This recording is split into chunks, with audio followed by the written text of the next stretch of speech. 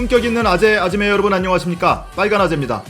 민주당이 참여하기로 한 비례연합정당에 지금까지 모두 4개 정당이 참여하기로 확정했습니다.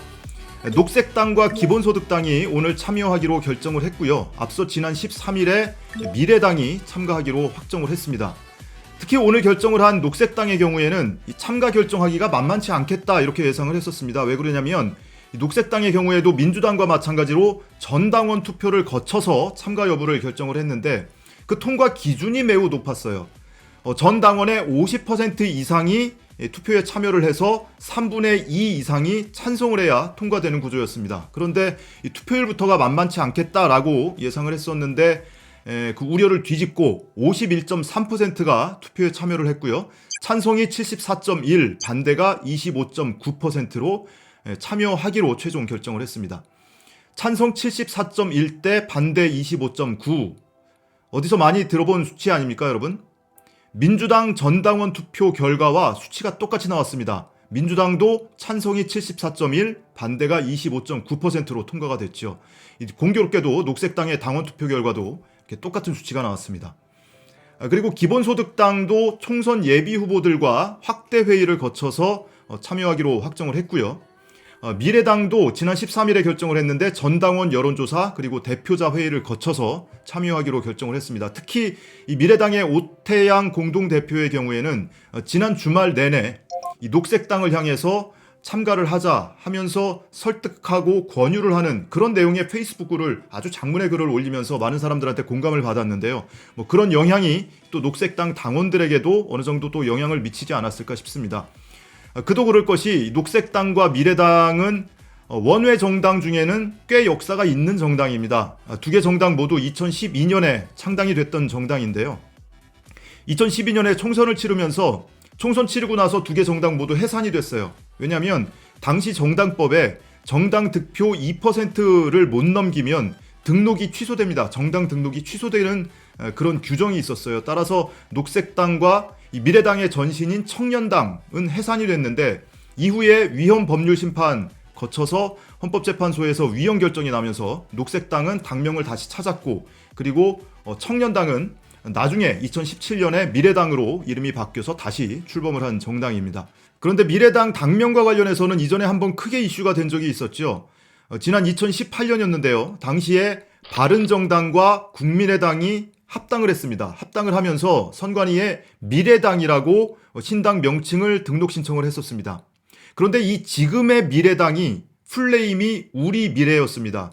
그래서 우리 미래가 약칭을 미래당이라고 등록 신청을 한 상태였죠. 그렇기 때문에 당시에 이제 선관위에서 이건 겹치기 때문에 당명 등록이 거부가 돼서 결국에 미래당이라고 못 쓰고 바른미래당과 국민의당이 통합한 정당은 미래당이 아닌 바른미래당이라고 이름이 바뀌었던 일이 있습니다. 자, 이렇게 되면 원내에서는 정의당, 민생당, 민중당 정도가 대상인데 정의당은 같이 안 한다고 했으니까 제쳐두고요.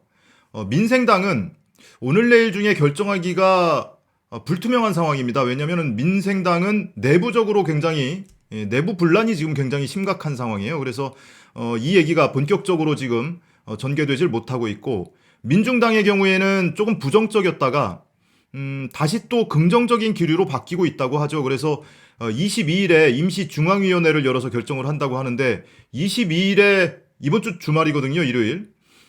이때 결정을 해서 과연 물리적으로 참여가 가능할지 이것도 역시 불투명한 상황입니다.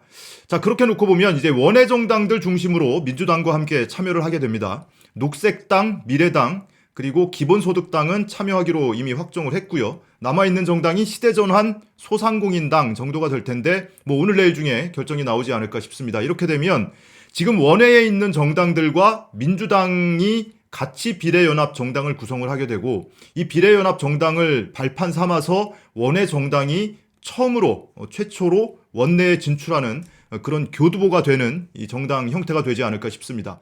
자, 그런데 이번 선거 과정에서 그리고 선거가 끝난 뒤에 각 정당의 정책 연대를 하는 과정에서도 핵심 화두로 떠오를 만한 정책이 하나 있습니다. 바로 기본소득입니다. 최근에 재난 기본소득을 두고 여러 가지 논란이 벌어지고 있는데요. 이 비례연합 정당에 참여하기로 한 이 원외 정당들이 대부분 기본소득을 주요 정책으로 지금 삼고 있습니다. 우선 미래당 먼저 보면 기본소득 30만 원을 4대 정책 중 하나로 제시를 하고 있고요. 이 녹색당도 4년 전 총선 당시에 기본소득 40만 원을 정책 공약으로 제시를 했었습니다. 그리고 기본소득당은 뭐 당 명에서부터 드러나죠. 기본소득 60만 원을 주요 정책으로 제시를 하고 있고요. 시대전환, 아직은 이제 결정이 안 난 시대전환의 경우에도 총선 1호 공약을 국민 기본소득을 1호 공약으로 삼고 있습니다. 구체적으로 보면 내년에 기본소득 30만 원을 지급하고 2028년까지 60만 원으로 확대하는 내용을 담고 있고요. 그 밖에 이제 소상공인당은 뭐 기본소득은 아니고 소상공인의 권익 보호를 위해서 창립한 당이기 때문에 소상공인 최저소득 보장제도 이 정책을 3대 당의 목표 중 하나로 꼽고 있습니다. 자, 그나저나 이번 총선을 이겨야 이 사문서 위조 사건 그리고 주가 조작 사건 법과 원칙에 따라서 제대로 수사할 수 있지 않겠습니까? 검찰이 안 하면 새로 출범하는 공수처를 통해서라도 수사를 해야 될 텐데요. 잘못하면 이번 총선 지면 공수처 출범도 무산될 수도 있으니까요. 조국 교수, 정경심 교수 얘기가 아니고요. 바로 이 부부 얘기입니다.